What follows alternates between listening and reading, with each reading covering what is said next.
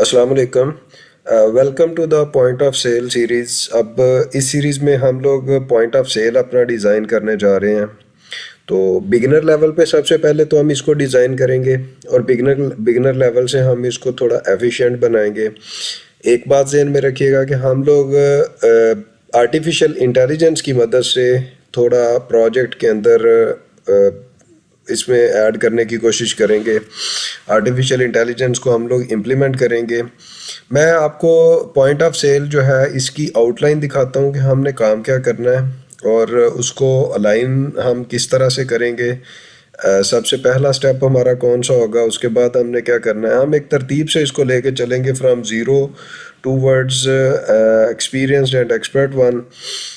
तो हम लोग देखते हैं कि हमारे पास जो पॉइंट ऑफ सेल है उसमें लैंग्वेजेस कौन कौन सी हम यूज़ करने जा रहे हैं। बेसिक लैंग्वेज जो हम यूज़ करेंगे ग्राफिकल यूज़र इंटरफेस के लिए वो हम HTML CSS यूज़ करेंगे। सबसे पहले हम HTML फॉर्म डिज़ाइन करेंगे, CSS फॉर्म डिज़ाइन करेंगे और कुछ PHP बैकएंड स्क्रिप्टिंग के लिए हम यूज़ करेंगे। और HTML CSS में ग्राफिकल यूज़र इंटरफेस पहले सबसे तो डिज़ाइन होगा, साथ साथ हम डेटाबेस भी इम्प्लीमेंट करते जाएंगे क्योंकि हम जा रहे हैं फुल स्टैक वेब डेवलपमेंट पे। तो हमारा जो बेसिक है वो कोर्स टाइटल है फुल स्टैक वेब डेवलपमेंट। तो फुल स्टैक के अंदर हम लोग बैकएंड साथ साथ ही इम्प्लीमेंट करते जाएंगे। बैकएंड कोडिंग के लिए अलग से कोई सेशन नहीं हम रखेंगे, बल्कि जैसे जैसे डेवलपमेंट होगी हम इसको भी कंप्लीट करेंगे। अब बैकएंड कोडिंग के लिए हमें डेटाबेस रिक्वायर्ड होगी डेफिनेटली, तो वो हम MySQL इस्तेमाल करने वाले हैं जो XAMPP सर्वर की मदद से हम अपने सिस्टम पे XAMPP को इंस्टॉल करके हम यूज़ करेंगे। ये सपोर्टिव लैंग्वेजेस हैं। बाकी इसकी PHP जो है ये तो हमारी बेसिक लैंग्वेज है। अब इसमें एक चीज़ का आपने ख्याल रखना है, हमने जितने भी HTML के फॉर्म डिज़ाइन करने हैं बेसिकली वो हम PHP के ही डिज़ाइन करेंगे, यानी उनकी एक्सटेंशन जो है वो PHP रखेंगे, HTML नहीं रखेंगे। HTML और PHP दोनों टाइप के की एक्सटेंशंस जो है उनका फंक्शन एक ही है। डिफरेंस इज़ दैट के HTML जो है उसमें PHP का कोड अगर हम राइट करना चाहें with in the same file तो वो हम ऐड नहीं कर पाएंगे। तो इन चीज़ों को देखने के लिए हम लोग फिर HTML जो है HTML हमारी जो लैंग्वेज है इसके साथ हम लोग PHP एक्सटेंशन को इस्तेमाल करेंगे और HTML कोड तो डेफिनेट उसके अंदर ऐड करते ही जाएंगे, लेकिन साथ में PHP सपोर्ट भी हमें रिक्वायर्ड होगी। अब थोड़ा सा आगे चलते हैं। हमारा जो हमारा full stack web development course है इसको मैंने 3 हिस्सों में डिवाइड किया। सबसे पहले तो ये है कि आपके सिस्टम का आर्किटेक्चर क्या होना है। आर्किटेक्चर ये है कि एक हमने फ्रंट एंड डिज़ाइन करना है, बैक एंड डिज़ाइन करना है और साथ में कुछ कम्युनिकेशन के लिए हम लोग वे यूज़ करेंगे। फ्रंट एंड के लिए हम लोग HTML यूज़ करने वाले हैं, CSS यूज़ करने वाले हैं, जावास्क्रिप्ट वगैरह। तो जावास्क्रिप्ट के अंदर हम लोग फॉर्म की वैलिडेशन वगैरह जितनी हम लॉजिक्स ऐड करेंगे वो जावास्क्रिप्ट की मदद से ऐड करेंगे। बाकी इस चीज़ का मैं पहले भी आपको बता चुका हूँ कि हम HTML CSS की मदद से इसका ग्राफिकल यूज़र इंटरफेस डिज़ाइन करेंगे। HTML तो हमें एक प्लेटफॉर्म लैंग्वेज प्रोवाइड करेगा। इसमें भी HTML5 को अगर हम इम्प्लीमेंट करें तो HTML5 जो है वो हाई लेवल हमें designing tools, designing commands provide करता है। इसी तरह CSS3 जो है ये भी हमें बेटर एक्सपीरियंस देगी। उसके बाद बैकएंड के लिए हम लोग जो डेटाबेस इस्तेमाल करने वाले हैं वो हम करने वाले हैं MySQL के साथ हमने अपाची वेब सर्वर इस्तेमाल करना है। तो मैं अभी आपको दिखाता हूँ कि हम इंस्टॉल करने के बाद दोनों सर्विसेज किस तरह से रन करेंगे और यूज़ करेंगे। उसके बाद जो PHP है ये सर्वर साइड के तरफ प्रोसेसिंग के लिए हम लोग इस्तेमाल करेंगे। इसका मतलब ये है कि हम लोग जो GUI डिज़ाइन करने वाले हैं वो तो HTML CSS के अंदर करने वाले हैं। हम चाह रहे हैं कि ग्राफिकल यूज़र इंटरफेस जैसे एक मैं साइन अप पेज डिज़ाइन करता हूँ या लॉगिन पेज डिज़ाइन करता हूँ, बैकएंड पे फिर इसी तरह हम डेटाबेस डिज़ाइन करेंगे जो MySQL में हम करेंगे। डेटाबेस जब डिज़ाइन हो जाती है, अब डेटाबेस के अंदर आपको पता टेबल डिज़ाइन होते हैं, तो टेबल्स के अंदर डेटा को इंसर्ट भी तो करना होता है। इंसर्ट करना है, सेलेक्ट करना है, ये सेलेक्ट करने को हम रिट्रीव करना भी कह सकते हैं, या फिर अपडेट करना, डिलीट करना डेटा को, तो वो आपने माई SQL डेटाबेस के अंदर टेबल्स डिज़ाइन करके उन टेबल्स में डेटा को इंसर्ट करना है। तो सबसे पहला काम हमारा ये होता है डेटाबेस को डिज़ाइन करना। डेटाबेस डिज़ाइन करने के बाद हम इसका एक टेबल डिज़ाइन करते हैं। टेबल के अंदर कॉलम्स बनते हैं। कॉलम्स को आप फील्ड्स कह सकते हो, और उसमें फिर रोज़ में डेटा जो है वो इंसर्ट होता है। तो उसके अंदर ये जो HTML CSS में ग्राफिकल यूज़र इंटरफेस हमने डिज़ाइन करना है, इसको PHP की मदद से हमने कम्युनिकेट करवाना है टू माइक्रोसॉफ्ट एसक्यूएल या माई एसक्यूएल सॉरी। तो माई एसक्यूएल के अंदर डेटा जो इंसर्ट, अपडेट, डिलीट या क्रूड ऑपरेशन हमने रन करना है, वो हम लोग PHP की मदद से करेंगे। तो PHP इसी वजह से सर्वर साइड स्क्रिप्टिंग लैंग्वेज कहलाती है। सर्वर साइड पे ये प्रोसेसिंग के लिए इस्तेमाल होती है, यानी ये दरमियान में हमें सपोर्ट प्रोवाइड करता है। यानी मिडल लेयर, आर्किटेक्चर की जो मिडल लेयर है उसमें हमें PHP कोड जो है वो डेटाबेस यानी बैकएंड के साथ फ्रंट एंड को ये कम्युनिकेट करवाएगा। अब वापस आते हैं जी, हमारा तीसरी लेयर जो है वो कम्युनिकेशन लेयर है। कम्युनिकेशन में एजेक्स, जेसन, बहरहाल एजेक्स का हम लोग एंड पे जाके इस्तेमाल करेंगे कि एजेक्स रन टाइम वैलिडेशन के लिए हम लोग इसको किस तरह से इम्प्लीमेंट करते हैं। एक और बात ज़हन में रखिएगा, हम लोग जो एनवायरनमेंट क्रिएट करने वाले हैं वो एनवायरनमेंट इस टाइप का होगा कि हम आर्टिफिशियल इंटेलिजेंस की भी इसके अंदर हेल्प लेंगे। वी आर ट्राइंग के हम प्योर हार्ड कोड तो करें, लेकिन उसके साथ हम हेल्प भी लें AI की। अब आते हैं जी डेटाबेस। सबसे पहले जो आपने फ्रंट एंड डिज़ाइन करना है, देखते हैं फ्रंट एंड में हमने क्या क्या डिज़ाइन करना है, बैक एंड में हमने क्या क्या करना है। तो बैक एंड का सबसे यहाँ सेकंड नंबर पे मैंने डिज़ाइन दिया है। ये एक डमी डिज़ाइन है, थोड़ा चेंज होगा, इसको थोड़ा बहुत हम मॉडिफाई करते रहेंगे। जैसे एक हम टेबल डिज़ाइन करते हैं डेटाबेस में, डेटाबेस का नाम कुछ भी हम रख सकते हैं। जैसे पॉइंट ऑफ सेल है तो POS के नाम से डेटाबेस हम बना लेंगे। उसमें टेबल हम यूज़र्स, अकाउंट्स या कोई भी इस तरह का वो एक वेरिफिकेशन के लिए जो हमने एक अपना मेथड क्रिएट करना है उसके लिए हम रखेंगे। यूज़र आईडी सबसे पहला कॉलम तो उसका आईडी होगा, फिर फुल नेम हो सकता है, ईमेल हो सकता है, मोबाइल नंबर हो सकता है, यूज़र नेम हो सकता है, पासवर्ड हो सकता है, हैश वैल्यू अगर हमने उसकी इम्प्लीमेंट करनी है तो वो हम उसके पासवर्ड के अंदर ही ऐड करेंगे। रोल उसका, ईमेल, और क्रिएटेड डेट यानी वो कहाँ का कब क्रिएट हुआ, यानी वो डेट इसके अंदर सेव की जा सकती है।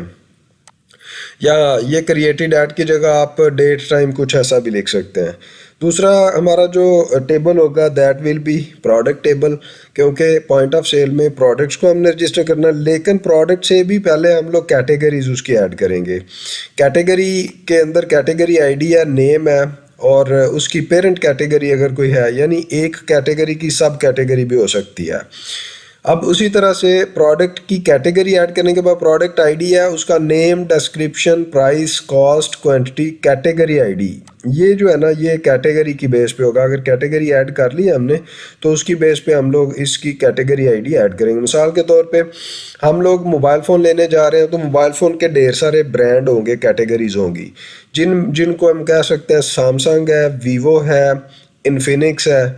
अब मैं अगर इन्फिनिक्स में आता हूँ तो उसकी फिर आगे सब कैटेगरीज हो सकती हैं। लाइक के जो कैटेगरी है वो तो हमारी मेन है, लेकिन उसकी सब कैटेगरीज भी हो सकती हैं। अगर सब कैटेगरीज नहीं तो डायरेक्टली जो इन्फिनिक्स है उसका फिर प्रोडक्ट का नेम आपने राइट करना है। लाइक के Infinix note 40, Infinix note 40 pro, Infinix note 30, Infinix note 30 pro, ये उसकी आगे फिर प्रोडक्ट्स होंगी। अगर हमने बारकोड ऐड करना है तो बारकोड वैल्यू उसमें डालेंगे, और इमेज अगर आपने ऐड करना है तो इमेज का पाथ या इमेज को, ये मैं आपको इमेज दो तरीक़ों से सेव करना बताऊंगा। एक तो यह है कि इमेज का एक आप पाथ सेट कर देते हैं अपनी डेटाबेस में, और यूज़र जो भी आपको इमेज अपलोड करवाता है आपके ऑनलाइन साइट के ऊपर, तो वो उस फोल्डर में हो जाएगा, उस पाथ के अंदर हो जाएगा सेव, और उसका नेम और रेफरेंस जो है वो डेटाबेस में सेव कर दिया जाएगा इस कॉलम में। दूसरा होता है ब्लॉब टाइप, एक हम क्रिएट कर लेते हैं इसकी डाटा टाइप जो है इस इमेज पाथ की जगह पे। तो डेटाबेस के अंदर ही हम लोग अपनी इमेज को सेव करवा देते हैं। तो फिर उसके लिए हमें चेक लगाने पड़ते हैं कि हम लोग जो इमेज है वो इतनी हाई रेजोल्यूशन का ना हो, साइज़ उसका 20 के बी 30 के बी हो। जैसे आपको पता है ये पीपीएस इस टाइप की साइट्स के ऊपर होता है या एनटीएस पे, इसमें फिर वो सिनेरियो आ जाता है। क्योंकि अगर हैवी इमेज होगा तो बहुत बड़ा ब्लॉब बनेगा और वो ज़्यादा स्पेस ऑक्यूपाई करेगा। हम ये नहीं चाहते वो के एमबीज़ के अंदर स्पेस ऑक्यूपाई करे इमेज, इतना बड़ा इमेज हो। तो हम इमेज को फिर केबीज़ में पहले यूज़र से कन्वर्ट करवाते हैं, फिर अपलोड करवाते हैं। तो हमारी जो पॉइंट ऑफ सेल की प्रोडक्ट्स होती हैं नॉर्मली वी ऑलवेज ट्राई के वो एचडी क्वालिटी की कम अज़ कम हो, 1080 रेजोल्यूशन की हो। और 1080 रेजोल्यूशन की इमेज लेते हैं तो 1 MB के करीब उसकी स्पेस बन जाती है। तो जितनी बड़ी डाटाबेस आपकी होगी उतना हैवी वर्कलोड होगा, उतना रिट्रीवल जो है वो टाइम कंज्यूमिंग होगा। इसलिए यहाँ पे इमेज पाथ मैंने जो है वो टाइप किया कि हम इमेज का पाथ ले लेंगे, इमेज को अपलोड करवा लेंगे। बहरहाल आपको इस कोर्स में दोनों तरीक़ों से हम प्रोडक्ट डील करना सिखाएंगे। उसके बाद आ गया जी सेल्स। सेल्स के अंदर है सेल आईडी, है सेल की ट्रांजैक्शन आईडी, उसके बाद यूज़र आईडी, किस यूज़र ने उसको ख़रीदा, कस्टमर आईडी, किस यूज़र की मदद से ऑपरेट हुआ, और कस्टमर जो है वो किस बंदे ने इसको ख़रीदा। तो इसके साथ आपको फिर अंडरस्टूड बात होगी कि हमने कस्टमर टेबल भी डिज़ाइन करना है जिसमें कस्टमर की इन्फॉर्मेशन, और नॉर्मली हम कस्टमर की इन्फॉर्मेशन एक वेबसाइट के ऊपर चेकआउट टाइम पे लेते हैं, आपको पता होगा, जिसमें कस्टमर का नेम, मोबाइल नंबर और ईमेल, ये 3 चीज़ें तो पहले ले ली जाती हैं। कस्टमर का एड्रेस है, कस्टमर का जिप कोड लेना है, कस्टमर का कंट्री लेना है, कस्टमर का मोहल्ला लेना है, जो जो कुछ आपने लेना है ना वो सारे कॉलम आपको फिर चेकआउट टाइम पे इसमें ऐड करवाने पड़ते हैं। अब तो ब्राउज़र की कुछ डिफ़ॉल्ट फंक्शनैलिटीज़ आ गई हुई हैं कि आप ब्राउज़र के अंदर अपना डेटा सेव कर सकते हैं और उस डेटा को डिफरेंट साइट के ऊपर वो खुद ही पॉपअप कर देता है। जैसे फुल नेम है, और ये अगर तो एक नेमिंग कन्वेंशन के अकॉर्डिंग स्टैंडर्डाइज तरीके से हुआ होगा तो होता है। अब आगे आगे जी टोटल अमाउंट है, टैक्स कितना, उस पर डिस्काउंट कितना है, पेमेंट मेथड कौन सा है, सेल डेट कौन सी है, किस डेट को ये सेल हुआ। तो पेमेंट मेथड भी फिर आगे आ जाते हैं, जैसे आप डेबिट कार्ड, क्रेडिट कार्ड। बहरहाल ये जो एक मैंने आपको सेल्स का टेबल दिखाया, ये कुछ डमी टेबल हैं। इन डमी टेबल्स को आपने डेटाबेस के अंदर क्रिएट कर लेना है। तो हम डायरेक्टली इन सब को उठा के एट वंस डेटाबेस के अंदर क्रिएट नहीं करेंगे, हम स्टेप वाइज चलेंगे। मिसाल के तौर पे सबसे पहले हमने जो ग्राफिकल यूज़र इंटरफेस डिज़ाइन करना होता है वो यूज़र्स का करना होता है। तो हम यूज़र्स वाला टेबल सबसे पहले एक ही टेबल डिज़ाइन करके इस पर वर्क करेंगे, इस पर क्रूड ऑपरेशन पूरा करेंगे। अब जैसे एक टेबल का आप कर लेते हैं तो आपके माइंड में होना चाहिए कि हमने इसी तरह बाकी भी करना है, लेकिन उससे भी पहले हमने ग्राफिकल यूज़र इंटरफेस डिज़ाइन करना है। तो ग्राफिकल यूज़र इंटरफेस को डिज़ाइन करने का एक सिंपल सा मैं आपको वे बताऊंगा कि आपने किस तरह से करना है, वो हम एक स्टेप वाइज उसको लेके चलेंगे। पहले हम 1 पेज डिज़ाइन बनाएंगे और 1 पेज डिज़ाइन बना के हम उसकी मदद से साइन अप पेज बनाएंगे, उसी से हम फिर नेक्स्ट कॉपी करके उसके बाद हम साइन अप यानी इंडेक्स पेज जो है ये हमारा index.php पहला पेज होगा, साइन अप पेज हमारा दूसरा पेज होगा। तो जो इंडेक्स और साइन अप पेज हमने बनाना इंडेक्स पेज, तो पहले हम डिज़ाइन कर लेंगे, एक लेआउट हम बना लेंगे कि इस लेआउट के ऊपर हमने अब वर्क करना है। अब उस लेआउट से आगे फिर जो साइन अप पेज हमारा बनेगा, साइन अप पेज और इंडेक्स पेज दोनों के फिर मैं स्प्लिट करूंगा हेडर और फुटर्स को और बॉडी एरिया को। फिर बॉडी एरिया के अंदर हम फिर बाकी की सारी फंक्शनैलिटी ऐड करेंगे। तो मेन काम ये है कि जैसे ये आपको माइक्रोसॉफ्ट वर्ड दिख रहा है, इसका आप देखें तो पेज का कलर वाइट है, बैकग्राउंड कलर वाइट है, और ये जो इसका लेफ्ट और राइट साइड पे ब्लैंक एरिया, खाली एरिया या बॉटम में आपको दिख रहा है, ये ग्रे स्केल में दिख रहा है।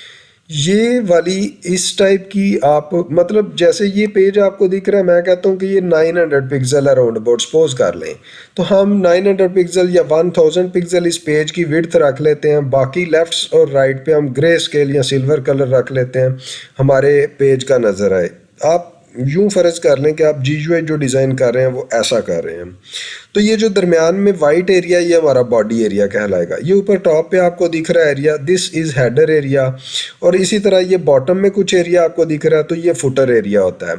हेडर और फुटर को अगर अलग अलग करके हम लोग बना लेते हैं तो हेडर और फुटर को अलग करने का मकसद ये होता है कि हमारा पेज जो हम डिज़ाइन करने जा रहे हैं वो इस तरह का हो कि एक जगह पे हम चेंज करें। हेडर में चेंज करनी हो तो अगर फ़र्ज़ करो 50 पेज एक साइट के बने हुए हैं तो हर पेज के ऊपर आपको जाके करना पड़ेगा। इसी तरह जो फुटर पेज है, फुटर में कुछ आपने जैसे वो कॉपीराइट वाला, नीचे कॉपीराइट वाली एक लाइन ऑफ कोड आपने राइट करनी है और आप उस पूरी लाइन को राइट करने के लिए 50 पेज हैं, सब के ऊपर हेडर फुटर अलग-अलग हैं तो हर पेज पे जाके बदलेंगे। इसका मतलब 50 जगहों पे आपको चेंज करना पड़ेगी। अब अगर फुटर बना हुआ होगा, फुटर को आपने इंक्लूड किया हुआ है 50 पेजेस में, तो आपको सिर्फ फुटर वाले पेज के अंदर चेंज करेंगे तो हर पेज के अंदर वो चेंज ऑटोमेटिकली इम्प्लीमेंट हो जाएगी। तो ये मकसद होता है हमारा हेडर और फुटर डिज़ाइन करने का। तो हम पहले सबसे तो एक स्टैटिक पेज ही डिज़ाइन करने वाले हैं इस वीडियो में। स्टैटिक पेज डिज़ाइन करने के बाद हम लोगों ने नेक्स्ट में उसको साइन अप पेज बना के डेटा को डेटाबेस में इंसर्ट करना है। उसके बाद हम हेडर और फुटर वाली साइड पे जाएंगे और हेडर और फुटर को स्प्लिट करेंगे। फिर उससे आगे हम इसके होम पेज वगैरह, डैशबोर्ड वगैरह डिज़ाइन करेंगे और डैशबोर्ड डिज़ाइन करने के बाद एडमिन पैनल, यूज़र पैनल, इन सारे पैनल्स को हम सेपरेटली देखने वाले हैं कि एडमिन पैनल हम बनाएंगे तो कैसे उस पर वर्क करना है और बाकी चीज़ों पे। तो वो आपको आगे मैं दिखाने वाला हूँ कि फ्रंट एंड कंपोनेंट हमने किस तरह से कौन कौन से डिज़ाइन करने हैं। तो पहला पेज लेआउट के अंदर हमने लॉगिन पेज डिज़ाइन कर लिया, या नॉर्मली तो एक साइट है उसका जो फर्स्ट पेज है वो हम index.php पेज डिज़ाइन करने वाले हैं। उसके बाद लॉगिन पेज सेपरेट से बनाएंगे और साइन अप पेज और प्रोडक्ट पेजेस, बाकी हैंडलिंग के जितने पेज होंगे वो सारे हम सेपरेट डिज़ाइन करने वाले हैं। इसमें हम लोगों ने जो लेआउट, स्ट्रक्चर लेआउट हमने जो डिज़ाइन करना है, लॉगिन पेज ये कुछ डमी चीज़ें हैं, इसमें फर्दर एडिशन भी होता रहेगा। इसी तरह मेन डैशबोर्ड आपका बनेगा। डैशबोर्ड के अंदर हेडर के ऊपर यूज़र इन्फॉर्मेशन भी होगी। यूज़र इन्फॉर्मेशन का मतलब है जैसे आ रहा होता है वेलकम डियर यूज़र, आगे यूज़र नेम होता है, या welcome dear administrator, welcome dear user, welcome dear Kashif, like अगर काशिफ यूज़र होगा तो इसी तरह कुछ नोटिफिकेशन उस पर डिस्प्ले होंगे। फिर साइड बार नेविगेशन हो सकती है उसके अंदर, या टॉप पे नेविगेशन, या मेन्यू बार। हम मेन्यू बार को फ़िलहाल फ़र्ज़ करके लेके चलेंगे, बाद में इसको साइड नेविगेशन यानी एक पूरे हम लोग डैशबोर्ड के अंदर इसको कन्वर्ट करेंगे। उसके बाद आ गया जी पॉइंट ऑफ सेल का जो इंटरफेस है, जिसमें प्रोडक्ट ग्रिड आपको दिखेगी। ग्रिड का मतलब होता है कि आप अगर जैसे शॉपिफाई साइट ओपन करें, अमेज़न साइट ओपन करें, साइट के पेज के दरमियान में बॉडी एरिया के अंदर आपको प्रोडक्ट सारी दिख रही होती हैं। तो हर प्रोडक्ट की एक मुख्तसर सी डिटेल, प्राइसिंग, लेबल्स वहाँ पे दिख रहे होते हैं, टाइटल। तो फिर उसके ऊपर, तस्वीर के ऊपर आप क्लिक करते हो या उन लिंक के ऊपर आप क्लिक करते हो या प्राइस पे आप क्लिक करते हो तो फर्दर डिटेल आ जाती हैं। फिर ऐड टू कार्ट का भी इसके अंदर ऑप्शन होता है। ये सारी चीज़ें उसके इंटरफेस के अंदर हम लोग देखेंगे। एंड पे जो है वो रिसीप्ट व्यू भी आपको दिखता है। बाकी इन्वेंट्री मैनेजमेंट जो होती है ये तो बैकएंड के लिए है। इन्वेंट्री आपने किस तरह से इसकी मैनेज करनी है, तो प्रोडक्ट को add, update, listing, bulk operation कैसे परफॉर्म करने हैं, इमेज अपलोड इंटरफेस किस तरह से डिज़ाइन करना है जिससे इमेज को अपलोड किया जा सके। फिर सेल्स की रिपोर्ट्स हैं, एंड पे रिपोर्टिंग आती है। फिर हम रिपोर्ट वगैरह देख लेते हैं और रिपोर्ट किस तरह से ऑपरेट करनी है वो भी बाद में हम देखते हैं। हमारा ये आप कह लो एक बेसिक लेवल का जो है वो इंटरफेस है जिसको हमने लेके चलना है। मैंने काफ़ी डिटेल्स आपको बता दी हैं, बातें वापस हम लोग सबसे पहले तो ये देखेंगे कि हमें सॉफ्टवेयर जो रिक्वायर्ड हैं वो कौन कौन से हैं। एक और बात ध्यान में रखिएगा, मेरे पास विंडोज़ 11 है, मैं विंडोज़ 11 पे वर्क कर रहा हूँ। आप लोगों को अभी जो मैं ग्राफिकल यूज़र इंटरफेस सॉफ्टवेयर जो जो चीज़ें रिक्वायर्ड हैं वो दिखाने वाला हूँ। एक तो हमें जैम्प सर्वर चाहिए। जैम्प सिंपली आप किसी भी जैम्प से रिलेटेड साइट के ऊपर चले जाएं, जैम्प डाउनलोड करें। XAMPP dot I think so आपको मिल जाएगा ये अपाची फ्रेंड से। तो आप सिंपली डाउनलोड जैम्प के ऊपर क्लिक करें, लिंक पे गूगल करके ये हमें मिल जाएंगे जैम्प के लेटेस्ट वेरिएंट्स। तो इनमें हमें क्योंकि विंडोज़ के लिए चाहिए तो ये है XAMPP for Windows. XAMPP for Windows में आपको ये 64 बिट मेरा क्योंकि ऑपरेटिंग सिस्टम है, तो ये आपको कैसे पता चलेगा आपका ऑपरेटिंग सिस्टम कौन सा। आप सिंपली रन ओपन करें, ये एक रन कमांड है। रन के अंदर आपने लिखना DXDIAG लिख के आप इसको ओके करेंगे। रन को रन ओपन करने के लिए Windows+R प्रेस करें, विंडोज़ का बटन और आर का, तो आपको रन दे देगा। रन में DXDIAG लिख के आप एंटर प्रेस करें तो आपको ये डायरेक्ट डायग्नोस्टिक टूल एक दिखेगा। इसके अंदर आप देखें तो ऑपरेटिंग सिस्टम है जिसका वेरिएंट यहाँ से आपको मिल जाएगा कि ऑपरेटिंग सिस्टम है Windows 11 Pro 64 बिट, और ये बाकी इसके बिल्ड शील्ड आपको सारे मिल जाएंगे। ये यहाँ से आपको पता चल जाएगा 32 बिट है या 64 बिट है। अगर 32 बिट है तो यहाँ 32 बिट लिखा होगा, 64 है तो आपने जो सॉफ्टवेयर लेने हैं वो इस हिसाब से लेने हैं। 64 है तो यहाँ से 64 वाला आप डाउनलोड कर लें। तो ये तरीका है, यहाँ से कोई भी एक फ़ाइल आप डाउनलोड कर लें विंडोज़ की, और फिर उस पर डबल क्लिक करके आप नेक्स्ट वाले बटन प्रेस करते जाएंगे तो इंस्टॉलेशन हो जाएगी। दूसरे नंबर पे हम लोगों ने एक सॉफ्टवेयर लेना है, उसका नेम है VS कोड। VS कोड को डाउनलोड और इंस्टॉल करने से पहले आई विल रिकमेंड यू आप अपना एक माइक्रोसॉफ्ट का अकाउंट बना लें। MSN अकाउंट माइक्रोसॉफ्ट का कोई एक आप क्रिएट कर लें। क्रिएट करने के बाद आप लोग इसको डाउनलोड कीजिएगा। ये मैंने भी VS कोड उधर सर्च किया तो ये जो पहला लिंक आया ना code.visualstudio.com, तो इसमें ये एडिटर आपको मिल जाएगा। डाउनलोड फॉर विंडोज़ पे क्लिक करेंगे तो ये आपके विंडोज़ के कंपैटिबल VS कोड जो है उसको डाउनलोड कर देगा आपके सिस्टम पे। तो जब आपने ये कर लेना डाउनलोड, तो मैंने क्योंकि Windows 11 की नॉर्मली हम लोग अब जो विंडो यूज़ कर रहे हैं Windows 10 यूज़ कर रहे हैं। 10 की सपोर्ट तो खैर बंद कर दिया माइक्रोसॉफ्ट ने, या Windows 11 यूज़ कर रहे हैं। अब 10 या 11 दोनों टाइप की विंडोज़ के लिए जो VS कोड आप इंस्टॉल करेंगे, आई विल रिकमेंड कि जब भी आप 10 करें या 11 करें तो आप अपनी एक MSN की या हार्ट की या हॉटमेल या yahoo.com कोई एक आईडी जो है माइक्रोसॉफ्ट की, वो इस प्ले स्टोर जो इसका ऐप स्टोर है जो आपके पास आपकी विंडो के अंदर डिफ़ॉल्ट बिल्ट इन है उसमें आप इंटीग्रेट कर लें। जैसे मैंने भी ये अपनी आईडी लगाई है। यहाँ टॉप पे आपको यूज़र जो है वो दिख रहा होगा, यूज़र की प्रोफाइल पिक्चर, तो ये आपने यहाँ पे अपनी आईडी लगा लेनी है। आईडी लगाएंगे माइक्रोसॉफ्ट की तो उसका फ़ायदा क्या होगा कि जब आप इसको इंस्टॉल करेंगे, इंस्टॉलेशन के बाद एक दो AI टूल जो है वो डिफ़ॉल्ट पे आपके VS कोड के अंदर इम्प्लीमेंट हो जाएंगे। ये मैंने VS कोड को लॉन्च किया। अभी हमारा इंस्टॉलेशन प्रोसेस तो हो गया कंप्लीट कि हमने सबसे पहले XAMPP सर्वर इंस्टॉल कर लिया, वो मैंने सिंपल बताया। नेक्स्ट करें। हाँ, एक दो जगहों पे आपसे फायरवॉल के लिए परमिशन अलाउ करवाएगा कि ये वाले रूल इंपोर्ट कर दें कि नहीं करें, आपने उनको अलाउ करना है।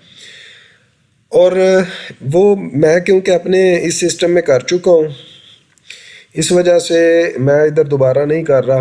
बहरहाल आपने अलाउ का बटन या यस का बटन वहाँ प्रेस कर देना, वो अलाउ हो जाएगा। आगे आते हैं जी थोड़ा सा। ये VS कोड है, उसका वेलकम पेज मेरे पास शो हुआ है। तो इसमें मैं ये लेफ़्ट साइड पे जाता हूँ, यहाँ एक्सटेंशंस में। एक्सटेंशंस के अंदर ये डिफरेंट एक्सटेंशंस आ रही हैं जिनमें GitHub कॉपीलॉट चैट जो है ना, ये मैंने एक्सटेंशन इसके अंदर इंक्लूड की हुई है। ये क्या है, ये मुझे राइट साइड पे चैट दे रहा है build with agent. Build with agent में यहाँ मैं इसको कमांड नीचे देता हूँ ना। फ़र्ज़ करें मैंने पॉइंट ऑफ सेल डिज़ाइन करना है, अभी जो आपके साथ डिस्कस किया, तो मैंने पॉइंट ऑफ सेल की रिक्वायरमेंट, ये माइक्रोसॉफ्ट वर्ड का डॉक्यूमेंट है, वैसे आपको भी मैं इस वीडियो के साथ प्रोवाइड करूँगा। तो ये वाली जो रिक्वायरमेंट्स हैं, बेसिक रिक्वायरमेंट, ये वाली मैंने लिख ली हैं। अब मैं अगर इसको बताने वाला हूँ यहाँ पे कि मैं पॉइंट ऑफ सेल डिज़ाइन करना चाह रहा हूँ, वो आगे फिर रिक्वायरमेंट देगा। तकरीबन 8-9 स्टेप हैं। अगर आप चाह रहे हैं कि AI आपका सारा काम कर दे आपके सिर्फ कहने पे, तो वो यहाँ से सारा काम कर देगा। पॉइंट ऑफ सेल पूरा आपको डिज़ाइन कर देगा, लेकिन उसको यूज़ करना थोड़ा सा आपको आना चाहिए। वो भी हम एक ट्राई कर लेंगे। इसके अंदर ये जो हमारा चैट बोट है, हम इसकी मदद से किस तरह से पॉइंट ऑफ सेल पूरे का पूरा एक डिज़ाइन करवा सकते हैं। तो ये एक्सटेंशन आपने इम्प्लीमेंट करनी है। तो इसका फ़ायदा क्या होगा, जब आप कोड हार्ड कोड कर रहे होंगे तो आपके कोड करने के दौरान भी आपको वो हिंट्स देगा। तो वो कैसे देगा, ये मेरे पास मेन इंटरफेस है। तो सबसे पहले आपने जैम्प इंस्टॉल किया होना है। जैम्प के बाद VS कोड आपने इंस्टॉल किया, तो जैम्प को आपने रन कर लेना। सिंपली आप यहाँ सर्च करेंगे स्टार्ट पे जाके XAMPP, तो आपको ये जैम्प कंट्रोल पैनल दिखेगा। इसको रन एज एडमिनिस्ट्रेटर कर लेना आपने। रन एज एडमिनिस्ट्रेटर करेंगे तो आपके पास इस तरह करके एक व्यू आ जाएगा जैम्प का।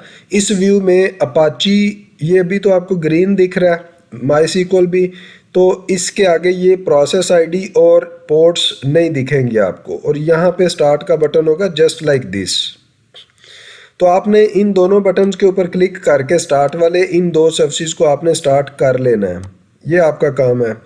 ये MySQL और अपाची दोनों सर्विसेज आपने इंस्टॉल करनी है। इसी वजह से मैंने रिक्वायरमेंट्स में लिखा कि अपाची और MySQL हम लोग इसको इस्तेमाल करने वाले हैं। अब अगर तो यहाँ पे पोर्ट्स इसको असाइन हो जाती हैं तो इसका मतलब ये दोनों सर्विसेज चल गई हैं।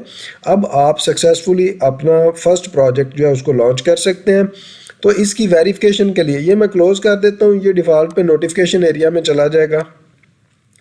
तो इसको चेक करने के लिए मैं यहाँ टाइप करता हूँ लोकल होस्ट और एंटर करता हूँ सिंपली लोकल होस्ट लिख के। ये मैं एंटर प्रेस किया मैंने, तो मेरे पास ये जैम्प का पेज आ गया। जैम्प का इसको कहते हैं जैम्प का वेलकम पेज। तो जैम्प के वेलकम पेज अगर आपके पास शो हो गया तो इसका मतलब जैम्प की अपाची सर्विस ठीक से चल गई है। अब मैंने चेक करना है कि क्या MySQL भी चल गया है या नहीं। उसके लिए PHP MyAdmin वाला ये बटन ऊपर आपको दिखेगा, तो इस पे मैं क्लिक करता हूँ। ये अगर तो आपने पुराना वर्जन इंस्टॉल किया हुआ है जैम्प का तो लेफ़्ट साइड पे आपको PHP MyAdmin मिलेगा, अदरवाइज़ ये यहाँ टॉप पे आपको मिलेगा। तो इस पे क्लिक करने से ये मुझे MySQL के डेटाबेस इंटरफेस पे ले जाएगा, जो ये आपको अभी दिख रहा है। अब इसमें लेफ़्ट साइड पे यहाँ ये डेटाबेसेस आ रही हैं, तो इनको बाद में हैंडल करना हम सीखते हैं कि हम इनको कैसे हैंडल करेंगे। वापस आते हैं, मेरे पास ये लोकल होस्ट मैंने टाइप किया था और ये PHP MyAdmin आ गया, लोकल होस्ट डैशबोर्ड आ गया था। तो लोकल होस्ट मुझे अगर नहीं लिखना तो मैं अपने सिस्टम से 127.0.0.1 टाइप करके एंटर प्रेस कर दूँ, तो ये भी काम वही करेगा जो लोकल होस्ट करता है। ये हो गए दो तरीके। एक और भी तरीका होता है कि आप लोग CMD ओपन करो, रन लिख के इसमें CMD लिख के एंटर करो, तो ये कमांड प्रॉम्प्ट ओपन हो गया। कमांड प्रॉम्प्ट में आप लिखें ipconfig और एंटर प्रेस करें, तो ये जो IPv4 एड्रेस आ रहा है आपके पास, मेरे पास है 10.122.115.126। इसको मैंने कॉपी करके इधर पेस्ट कर दिया। 10 यानी ये वाला वो IP एड्रेस है जो आपके PTCL के मॉडेम ने या किसी भी मॉडेम ने, मैंने क्योंकि हॉटस्पॉट कनेक्ट किया हुआ है तो मोबाइल डिवाइस ने मुझे ये IP एड्रेस दिया है, तो मैं ये IP एड्रेस लिख के एंटर प्रेस करूं तो भी लोकल होस्ट वाला ही मुझे वेलकम पेज मिलेगा जैम्प का। आप देखें तो URL में वही आ रहा है IP एड्रेस। एक और भी तरीका होता है, रिमोटली हम इस जैम्प को भी एक्सेस कर सकते हैं। उसके लिए व्हाट इज़ माई IP आप लिख के एंटर प्रेस करें तो ये पहली साइट आएगी whatismyip.com। तो यहाँ IPv6 और IPv4 इस साइट का आपको मिल रहा है। ये IPv4 मैं अगर कॉपी कर लूँ, ये आप देखेंगे तो इस IP एड्रेस से मुख्तलिफ है। ये वो IP है जो मेरे मोबाइल ने मुझे असाइन किया, और ये वाला IP एड्रेस एक्चुअली मेरे मोबाइल को नेटवर्क प्रोवाइडर ने WAN IP दिया हुआ है। तो इसकी मदद से भी मैं ओपन कर सकता हूँ इसको। ये IP एड्रेस लिख के मैं एंटर प्रेस करूँ तो एंटर प्रेस करने से ये मुझे लोकल होस्ट वाला पेज ही देगा। एक्चुअली यहाँ पे थोड़ा सा एक मसला है कि मैं मोबाइल डिवाइस से कनेक्टेड हूँ। आप अगर PTCL मॉडेम से कनेक्टेड होंगे तो PTCL मॉडेम में बाय डिफ़ॉल्ट आपके DHCP सर्वर अवेलेबल होता है, और DHCP सर्वर जो है वो राउट करवा देता है WAN IP से लोकल होस्ट को, सेम सिस्टम पे रहते हुए।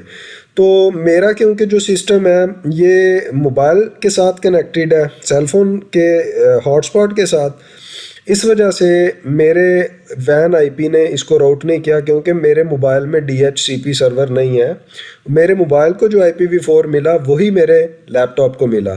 तो जो मेरे मोबाइल का IPv4 है actually that will be considered as वैन, बट जो टेली कम्युनिकेशन के सर्वर प्रोवाइडर हैं उनका वैन आईपी जो होता है that is should be something else, और वो उसके अकॉर्डिंग वर्क करते हैं। उनमें डिफ़ॉल्ट पे DHCP जो है वो इस मोबाइल मेरे पे उसको राउट नहीं करेगा, उसके लिए पोर्ट फॉरवर्डिंग करवानी पड़ती है।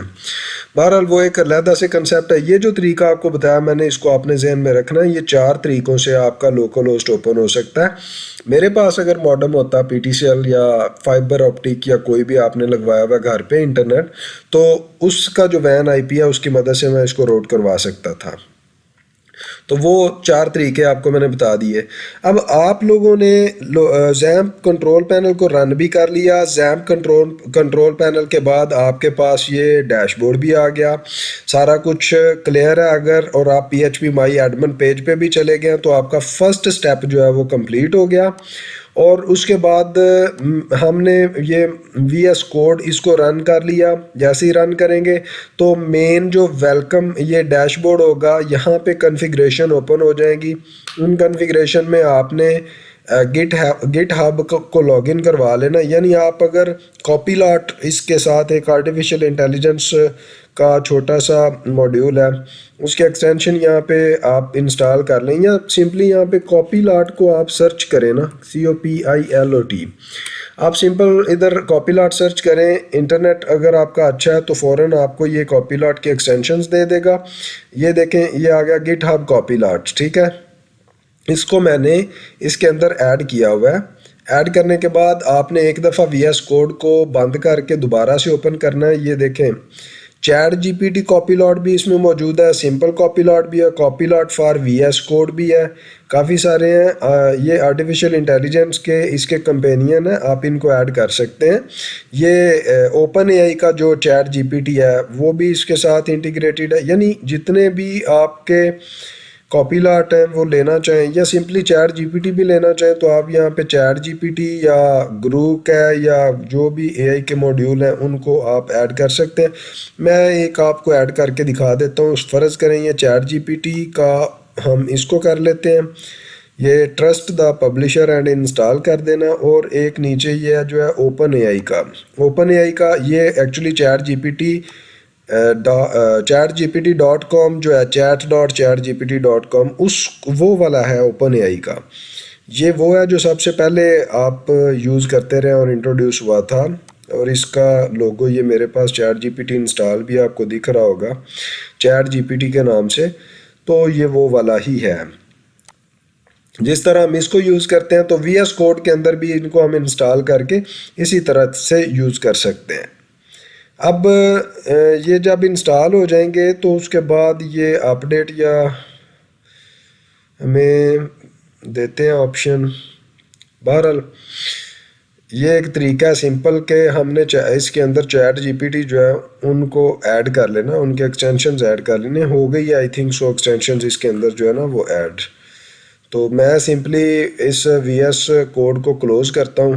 क्लोज़ करके दोबारा से VS कोड को ये मेरे पास पिन हुआ हुआ है टास्क बार में, दोबारा से हम ओपन कर लेते हैं। इतना ओपन कर क्लोज़ करके ओपन करने से आप अगर देखें तो ये मेरे पास लेफ़्ट साइड पे ChatGPT और ये AI चैट दोनों के ये आइकॉन्स आ गए हैं। कॉपीलॉट जो है वो इसका क्योंकि डिफ़ॉल्ट है वो इसके अंदर ये इंटीग्रेट हो जाता है। और जो मैंने अभी ऐड किए हैं ChatGPT वो लेफ़्ट साइड पे मेरे पास आ गए। इनके ऊपर सिंपल आप क्लिक करें तो आपके पास इसको कोई भी क्वेश्चन करें तो उसका आंसर देगा। सपोज कर लें I want to design home page, PHP home page, तो ये मैंने सिंपल इसको क्यूरी फॉरवर्ड की है।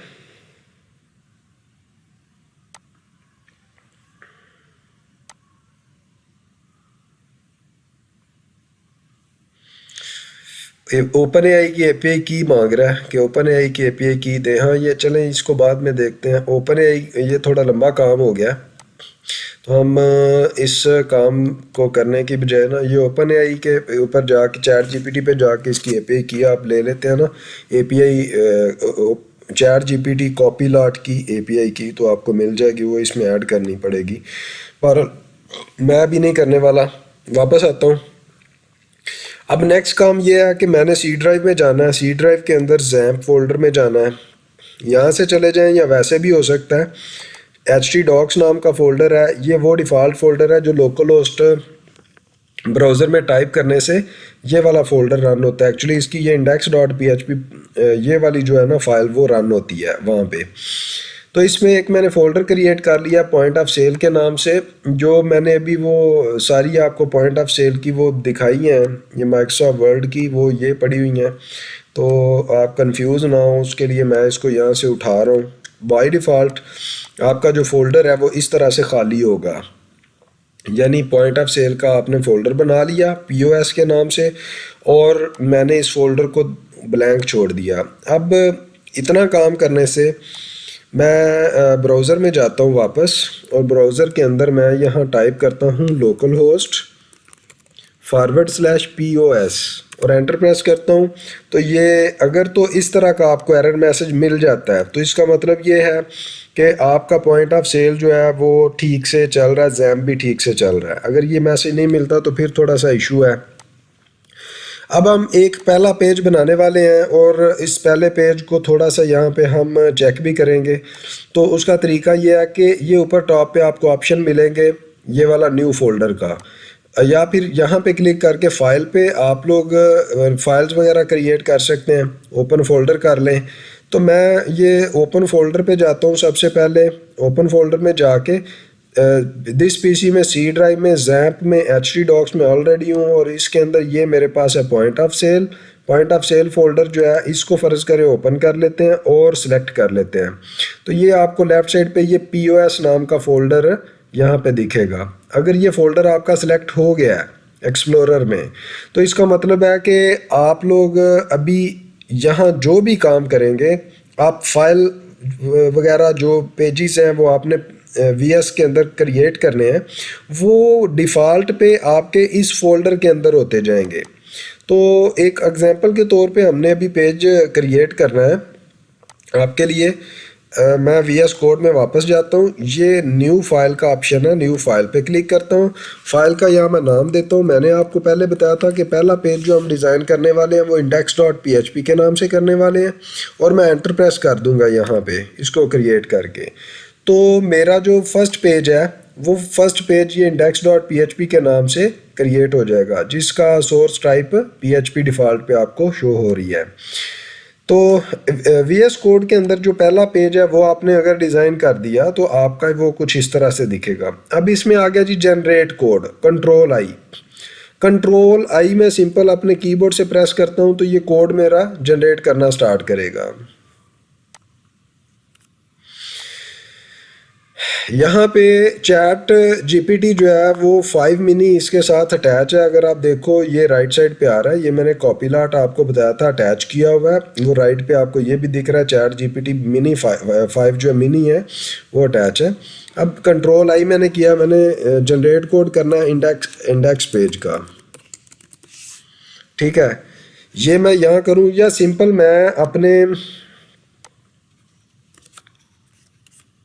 वापस जाता हूँ index.php पेज में, इधर मैं HTML स्टार्ट करने वाला हूँ। सिंपल मैंने HTML मैंने मतलब कोई भी पेज है आपने फर्स्ट पेज डिज़ाइन करना है अपना इसका PHP का, तो वो मुझे HTML एंटर टाइप करके एंटर करने से दे देगा। अब इसमें कह रहा है कि आप ये देखें ऑटोमेटिकली होवर इसने कर दिया है कि हेड बनाए आर्टिफिशियल इंटेलिजेंस का मॉड्यूल क्योंकि इसके साथ इंटीग्रेटेड, और कहता है टाइटल इसमें ऐड करें। मैं टैब प्रेस करूँगा सिंपल कीबोर्ड से तो ये ऐड कर देगा। उसके बाद से यहाँ मैं एंटर प्रेस करता हूँ तो फर्दर मुझे हिंट्स दे देगा कि स्टाइल शीट भी आप इसके अंदर लिंक करें, फिर हेड को कह रहा है क्लोज करें, फिर बॉडी स्टार्ट करें। मैं सिंपल टैब प्रेस करी जा रहा हूँ अपने कीबोर्ड से। मैं टैब प्रेस करी जा रहा हूँ या एंटर प्रेस करना है मैंने, तो मुझे ये फर्दर हिंट दे देता है कि आप इस तरह से वर्क करो या ये वाली चीज़ें इसके अंदर ऐड करो। बॉडी भी हमने क्लोज कर दिया, उसके बाद HTML भी क्लोज। मैंने इसमें टाइप कुछ भी नहीं किया अभी तक आपके सामने, सिर्फ कीबोर्ड से टैब या एंटर की मैंने प्रेस किया, तो ये सारा पहला पेज, इंडेक्स पेज, इसने खुद ही मुझे बना के दे दिया। अब वापस आता हूँ मैं अपने ब्राउज़र में, ब्राउज़र पेज को जस्ट मैं रिफ़्रेश करता हूँ। रिफ़्रेश करने से ये वो इंडेक्स पेज रन हुआ, माई PHP पेज, जो हमने अभी डिज़ाइन किया। अब मैं फ़र्ज़ कर लें कि ये जो माई PHP पेज है, ये इसकी जगह मैं पॉइंट ऑफ सेल POS ही सिंपल राइट करके इसको सेव करता हूँ। तो मैं ये जानना चाह रहा हूँ ब्राउज़र मेरा इसको बदलेगा या नहीं, तो ब्राउज़र में टाइटल इसको चेंज कर देगा।